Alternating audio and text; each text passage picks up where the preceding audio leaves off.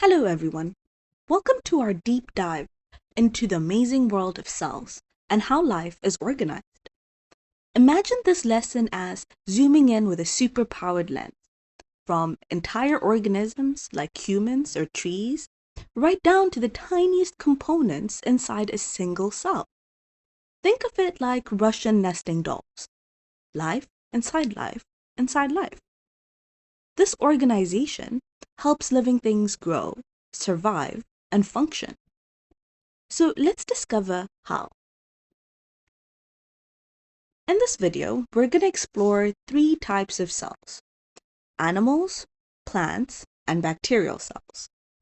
Then we're going to look at how cells are made, what makes some cells specialized, and how cells organize themselves into complex systems.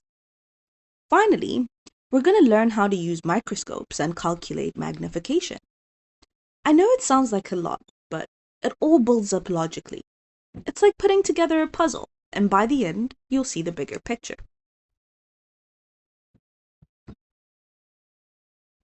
This is the structural overview of an animal cell. Under a microscope, animal cells usually look round or irregular. It doesn't have straight edges or a regular shape. It's more blobby or round. They don't have a rigid outer wall. They have a plasma membrane or a cell membrane. So they're sort of soft and squishy. In an animal cell, look for a large central nucleus. This is like the mayor of the city. There's tiny dots around, and these are ribosomes. Ribosomes can be free in the cytoplasm, or they can be attached to the endoplasmic reticulum, hence being called rough endoplasmic reticulum. These bean-like structures are mitochondria. They're like the power plant of the city. So let's go into detail about the structures. First up is the cell membrane. This is like the security gate. It's a thin layer that's made up of proteins and fats, and it controls what goes in and out of a cell. It is partially permeable. If it was fully permeable, then it would not be able to control what goes in and out of the cell. Next is the cytoplasm. Cytoplasm is a clear jelly. It's what fills the cell. It's about 70% water, but it contains a lot of dissolved substances. And hence, that's where metabolic reactions take place. So we can think of the cytoplasm like the cell's kitchen or the workshop. Next is the nucleus, the mayor of the animal cell city. So the nucleus is an organelle in the cytoplasm. It is surrounded by a nuclear membrane that has pores. It contains DNA, which controls the cell's activities. Chromosomes are not visible even under an electron microscope unless the cell is divided. Next up is ribosomes. These guys are tiny round structures. They're tiny, but they are mighty. They can be free in the cytoplasm, or they can be attached to the endoplasmic reticulum. They make proteins, and this is called protein synthesis, and they can only be seen under an electron microscope. Next is a vacuole. A vacuole is a small membrane-bound sac. It contains water or food. Think of it like the backpack of the cell. It stores all the essentials or extras that it needs. Do not confuse a vacuole with a vesicle, which is a little storage bubble that carries materials around. Next is the mitochondrion. So these are small oval structures that have a folded inner membrane. They're the site of aerobic respiration, where energy is made. They're called the powerhouse of the cell. And fun fact, mitochondria actually have their own DNA and can make some of their own proteins. So some scientists believe that they were once free-living bacteria.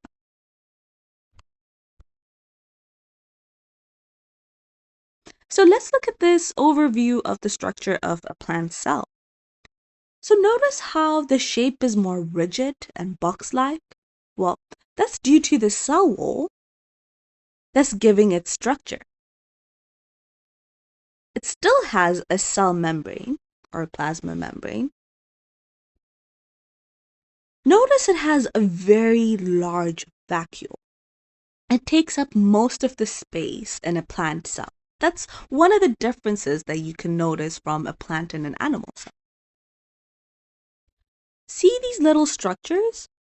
These are chloroplasts, and they're full of chlorophyll.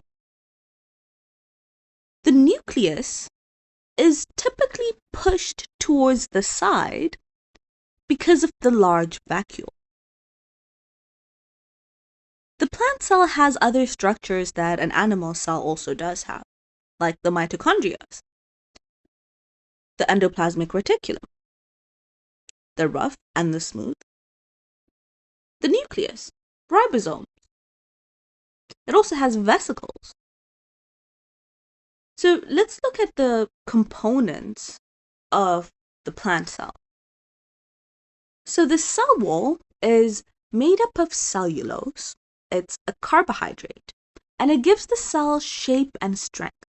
And it is fully permeable. It does not care what goes in or out. The cell wall is only present in the plant cell, not the animal cell. Next up is the cell membrane, which is exactly the same as an animal cell. It's a layer of proteins and fats. It controls what goes in and out of the cell, and it is partially permeable. The cytoplasm is also the same. It's a clear jelly with dissolved substances, and metabolic reactions also take place here. The nucleus is also the same as an animal cell, but the difference is that in plants, it's usually pushed to the side by the vacuole. Chloroplasts, these contain the green pigment called chlorophyll. This is the site of photosynthesis, and chloroplasts are only present in the green parts of plants. So, would we expect to find any chloroplasts in the root cells? No, because it doesn't do photosynthesis. Next up is the mitochondria. Again, same as the animal cell. They are difficult to see under a light microscope, and you need an electron microscope. Next up is vacuoles. It's the same as an animal cell, except that here it's one large central vacuole, and it's a fluid-filled sac that contains cell sap. So this stores water, nutrients, and waste, and it also helps to keep the cell firm. We call that turgid.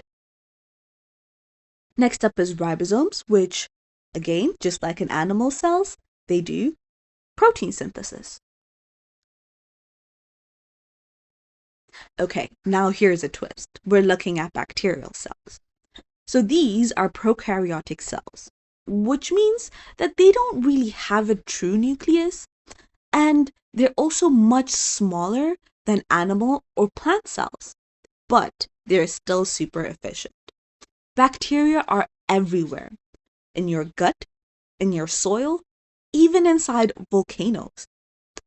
Some bacteria can double their population in just 20 minutes with the right conditions.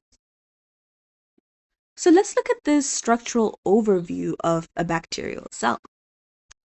Well, one thing that we notice that it is much simpler than plant or animal cells. There's no nucleus. There is no membrane-bound organelles. It's just a tangle of DNA floating in the cytoplasm. But it has a lot of extra features, for example, the pili, or pileus, the flagella, or even the slime capsule. The shape is also different. It's usually rod-shaped or spherical, or sometimes even spiral. Let's look at the components in more detail. So the cell wall is a rigid outer layer. It gives shape and protection. But unlike the cell wall that's present in plant cells, The cell wall in a bacteria is made up of peptidoglycan.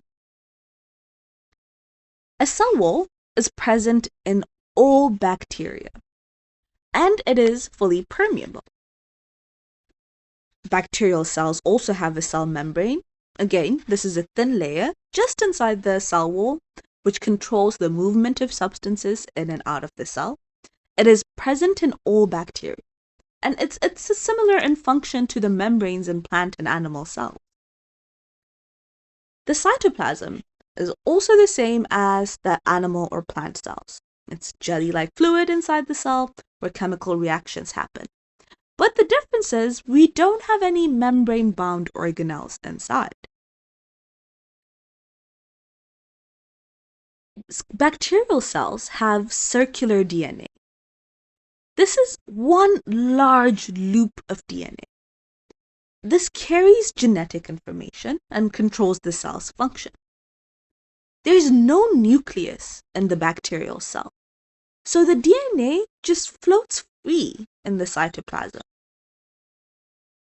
Plasmids are a really cool feature of bacterial cells. They're small extra loops of DNA that carry extra genes.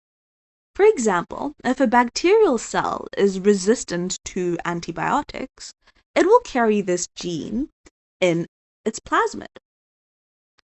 Plasmids are not always present, but they're common.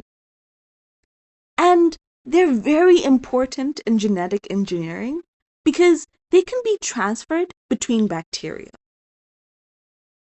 Ribosomes are present in bacterial cells. Again, they're the site of protein synthesis, but they're smaller than the ones that are present in plant or animal cells. They are the 70S type.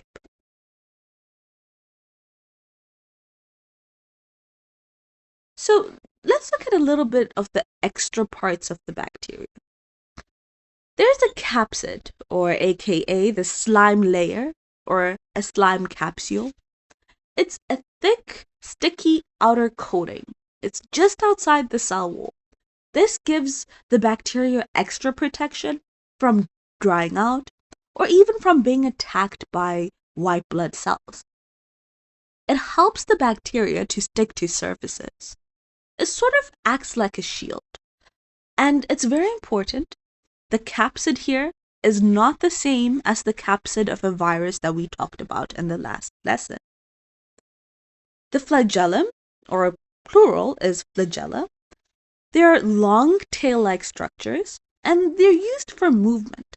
They help the bacterium to swim. They're found in some bacteria, like E. coli, but they're not always present in all bacteria. It basically rotates like a propeller to move the bacteria. It's not present in plant or animal cells. Next up is the pilus, or the plural is the pili. These are short hair-like structures on the surface, and they're used to attach to surfaces or other cells. They're involved in bacterial conjugation, and bacterial conjugation is the exchange of plasmids. What were plasmids? Tiny little circular loops of DNA that have extra genes, right? It helps the bacteria to stick to host tissues during infections, but do not confuse pili with cilia, because pili are unique to prokaryotes. A little fun fact about bacteria. Some bacteria can form protective endospores, and these can survive extreme heat, radiation, and even space travel. Yes, scientists have found bacteria outside of the International Space Station that are still alive. So now that we've learned about different types of cells, we need to ask, so how do new cells come to existence? How are they made? Well, all new cells are made by the division of a pre-existing cell. Well, it can't come from nothing, right? This process is essential for the growth of an organism, to repair damaged tissues, and to replace old or dead cells. Chromosomes, which are found in the nucleus, are made up of DNA and carry genetic instructions, genes. These chromosomes are what is copied during cell division. The general rule is that new cells are genetically identical to the original cell. They contain the same genetic material, and this helps to ensure that all the body cells can function properly. But there are two types of cell division: meiosis and mitosis. Mitosis makes identical cells. Meiosis makes gametes, sperm or egg cells, which are not identical, and they actually have half of the genetic material. Fun fact, your body makes about 2 trillion cells every day through mitosis. That's like building an entire human every few hours. Here's a diagram of mitosis and meiosis. There's similar steps, but they have different things that happen to them. In mitosis, there's prophase, prometaphase, metaphase, anaphase, and telophase, which is the final stage. In meiosis, it sort of goes the same: prophase, metaphase, anaphase, telophase. And then it goes back to prophase 2, metaphase 2, anaphase 2, and finally telophase 2. So remember, mitosis results in identical daughter cells, but meiosis does not result in identical daughter cells. So not all cells are generalists. Some are specialists, sort of like superheroes with unique powers. These are specialized cells, and they've adapted to perform specific functions within the multicellular organisms. So let's meet some of them. First up is the root hair cell. This is found in the roots of plants. And what's their job? Absorb water and minerals from the soil. How have they adapted in order to perform their job? Well, they have a long hair-like extension, this, and this helps to increase the surface area. They have a thin cell wall, so it leads to faster absorption of water and minerals. They also have no chloroplasts because they're underground and they don't need to do photosynthesis. Next up is ciliated cells. So these are found in the lining of your airways, and they help to move mucus out of the respiratory tract. And how they've adapted to perform their job is that they have tiny hair-like structures, which we call cilia. These cilia, right, these like structures, they beat rhythmically to move mucus and trap dust or germs. So think of this red dot like a dust particle, the cilia will start flapping and move the dust up out of the tract. Fun fact, when you cough or you sneeze, that's actually your cilia working overtime to expel the little intruders. Next up are palisade mesophyll cells. So these live in the upper layer of leaves, and they sort of do the heavy lifting of photosynthesis. That's literally their job, photosynthesis. They have adapted to this job by being packed with chloroplasts. This helps them to absorb sunlight. They also have a column shape, sort of columny, and this helps them to fit closely together. They're also positioned near the top of the leaf, so this helps to ensure that they get the most amount of light that they can. And these cells are actually the reason plants can turn sunlight into sugar, the base of most food chains on Earth. Next up is neurons. Neurons are also called nerve cells, and their job is to send electrical messages around your body, or electrical impulses. They're long and thin in shape. This helps them to carry signals quickly. They have branches, which are called dendrites, which help them to connect to other neurons or nerves. They're also covered in a fatty sheath, which is called the myelin sheath, and this helps to speed up the the speed of travel of the impulses. So a fun fact here too is that some neurons can stretch from your spinal cord all the way to your toes. That's over a meter long in a tall person. Next up is red blood cells. Red blood cells are also called erythrocytes, and their job is to transport oxygen around the body. Now, red blood cells have some really cool adaptations in order for them to carry out their functions. First is that they contain hemoglobin. Hemoglobin is what actually binds to the oxygen. Next up is that they have a biconcave shape, which helps to increase the surface area. They also don't have a nucleus, and this leaves more room for hemoglobin, so more oxygen can be carried. No nucleus? Can they divide? No. Red blood cells do not do cell division. Another cool thing is that they're flexible because they can squeeze through capillaries. And remember, capillaries are the tiny, tiny little blood vessels.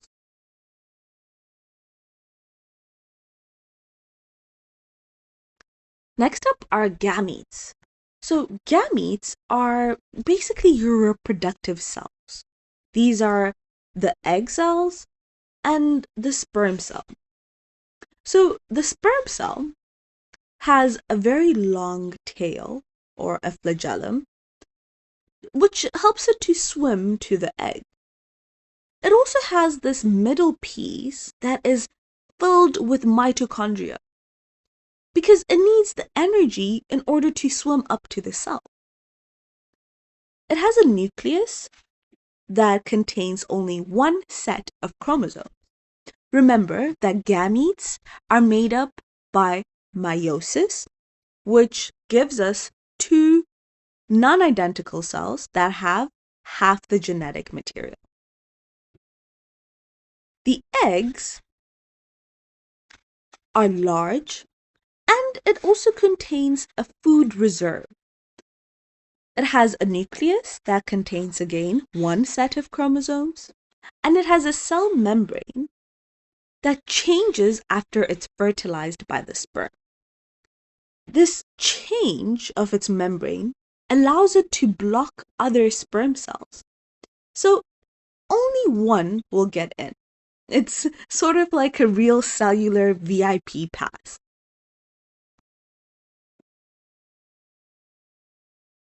So now let's look at the levels of biological organization, from an organelle to an organism. How do we get there? Well, we'll start off with organelles. So an organelle is defined as a small structure inside a cell that carries out a specific function. So some examples of this are, for example, the nucleus, which helps to control the cell, mitochondria, which releases energy, a chloroplast, which is photosynthesis, ribosomes to make proteins. Cells are defined as the basic unit of life. They are made up of organelles. So, for example, red blood cells or root hair cells. Next up is a tissue, and a tissue is a group of similar cells that are working together to perform a specific function. For example, muscle tissues or xylem tissues in plants. An organ is a structure that is made of different tissues that are working together. For example, a heart, it's made up of muscle, blood, and nerve tissues. Or a leaf, which contains an epidermis, a palisade, and xylem tissues. An organ system is a group of organs that work together to perform a major function. For example, the digestive system or the respiratory system. An organism is a complete living thing made up of an organ systems. So for example, a human or a plant. This is a really cool picture that shows the level of organization, how we build from small atoms to molecules to macromolecules to organelles, how organelles make up cells and cells make up tissues and tissues into organs and organs into organ systems, and finally how everything makes up the organism. So we're going to talk about the size of specimens or microscopy. So microscopes help us to see cells and structures that are way too small for the naked eye to see, or even too small for a magnifying glass to see. So we'll look at the light microscope, and this one is common in schools and labs. You've probably worked with one at your school, or you've seen one in your school lab. It uses light to magnify specimens. You can view living cells through this. It has a maximum magnification of about 1,000 to 1,500 times. And it has a low resolution, however. And low resolution means your ability to distinguish between two structures. So, because it has a low resolution, you can't really see very tiny structures like ribosomes very clearly. You can't really tell apart what is what within it. It's mostly used to view cells, like just to get the structural overview of cells, like plants or animals or bacteria, and to see cell walls or the nuclei or chloroplasts. The electron microscope, now this one is really cool, it uses electrons instead of light. It has a much higher magnification and resolution. So it has a maximum magnification of up to 2 million times. But it has a limitation in that it can only be used on dead specimens because it operates in a vacuum. And it's mostly used for viewing the ultrastructure of cells, seeing ribosomes, mitochondria, or even membranes in very great detail. Now, electron microscopes are very expensive, as you can imagine, so you won't really find it in your school labs. I've never worked with one, unfortunately, but they're really cool. So when we're looking at cells under a microscope, they're often magnified. And we need to be able to calculate that magnification, whether it's how magnified they are, or what the image size is, or what the actual size of the specimen is. So in order to do this, it's actually very simple. There is a formula. Magnification equals image size over actual size. Sorry, this is actual, okay?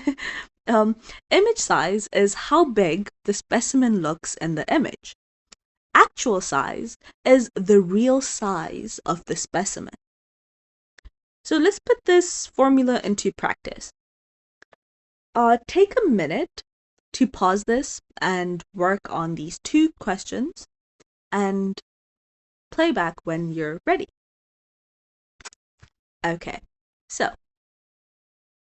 if the image size is 5 centimeters, which is 15 millimeters, and the actual size is 1 millimeter, then the magnification is, and a tip for here is always have matching units.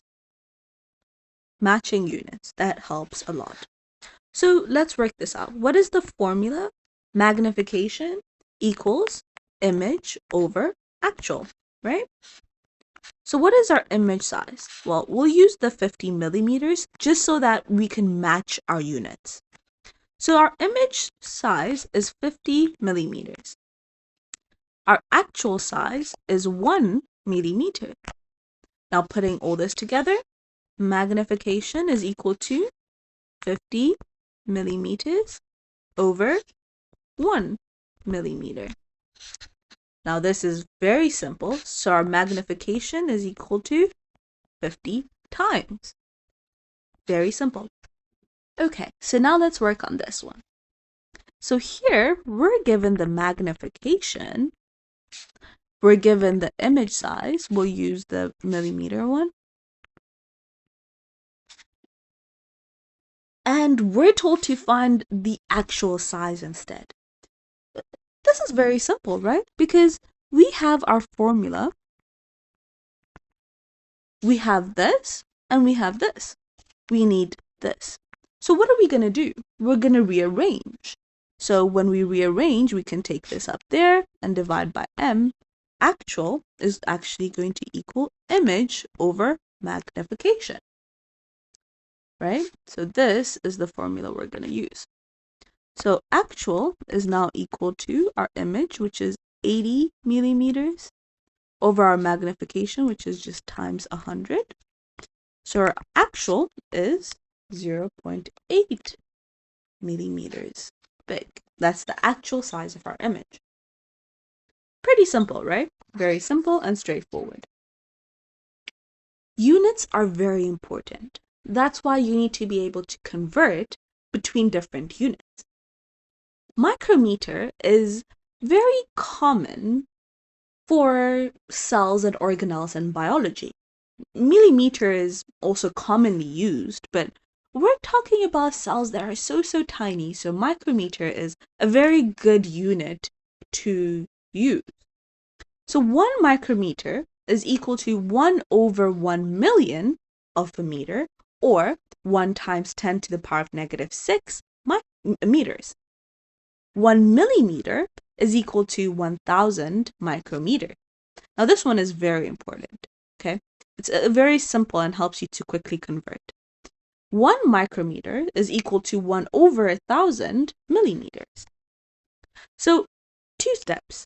First is convert the image size or the actual size from millimeters to micrometers or vice versa.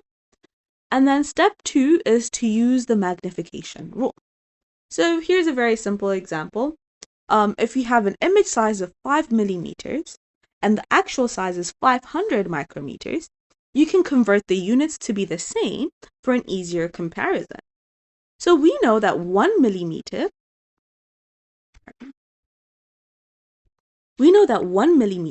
is equal to 1,000 micrometer. So hence, 5 millimeters must be equal to 5,000 micrometers. And then you use the magnification formula, image over actual, and you get times 10, or 10 times. So here are 2 more examples that you can pause, work on, and play back when you're ready. Okay, so here it gives us the image size as 2 millimeters. It gives us the actual size as 50 micrometers. What are we going to do? Step 1, convert units. Well, I think I can convert the millimeters into micrometers. So what was the formula? 1,000 micrometers is equal to 1 millimeters. So what is 2 millimeters equal to? Well, cross multiply. X is equal to 2,000 micrometers. So our image size is 2,000 micrometers. Our actual size is 50 micrometers. Well, our units are matched, so we can go to step 2. And what's step 2? Using the formula. What's our formula? Magnification equals image over actual. So this is 2,000 micrometers over 50 micrometers. Cancel out, 5 into that, 4. So our magnification is times 40. Very simple, right? What about this one? Well, this one, I can use a different colored pen. For this one, it says our magnification is times 100. Our actual size is 35 micrometers. Well, okay, it asks for the image size, but it wants it in millimeters. So we'll first work out, we'll do step 2 and then go to step 1. So what was step 2? Magnification equals image over actual. What do we want? We have magnification, we have actual, we need image. So image is equal to magnification times actual. So image is going to equal 100 times 35 micrometers. So this is equal to 3,500 micrometers. Then we do step 1, and that is converting the units into millimeters. So 1 millimeter is equal to 1,000 micrometers, right? How many millimeters is 3,500 micrometers? Well, we do cross multiplication. So x here is going to equal to 3.5 millimeters. And that is it. Very simple. Okay, so now let's recap everything that we've covered. This is a very nice table that shows you all the features and differences of the plant, animal, and bacterial cells. Remember, the cell wall is present in plant cells and bacterial cells, even though it's cellulose in plants, but peptidoglycan in bacterial cells, and there is no cell wall in animal cells. Cell membrane is present in all three. A nucleus is present in plant cells, but it is pushed to the corner by the large vacuole. There's a nucleus in an animal cell, and there's no nucleus in bacterial cells. Cytoplasm is present in all of those. Mitochondria are present in plant and animal cells, but not in bacterial cells.